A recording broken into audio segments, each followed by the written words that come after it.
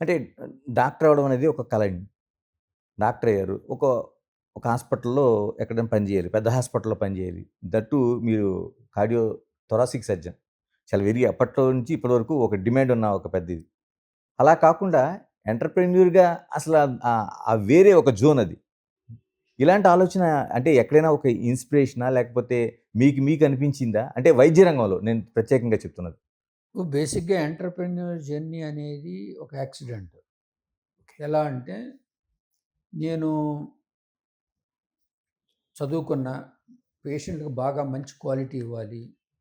ఇండియాలో ఉన్న ప్రతి సెంటర్‌లో చదివా. తర్వాత ఇంకా బాగా నేర్చుకోవాలని ఆస్ట్రేలియాకెళ్ళా. ఇంకా చదువుకుంటున్నప్పుడు అమెరికాలో ఉన్న కొన్ని సెంటర్స్ ఎళ్ళి చూసి అబ్జర్వ్‌గా వచ్చా.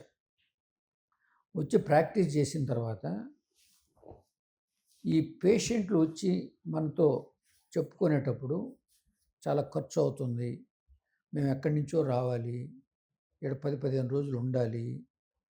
తర్వాత ప్రతి చిన్నదానికి గూడా హైదరాబాద్ రావాలి అని చెప్తున్నప్పుడు, అరే! వీళ్ళకి మనం ఎలా దగ్గరవ్వాలని ఇనిషియల్‌గా నేను ప్రతి జిల్లాకెళ్ళి ఓపీలు చూసేవాడిని.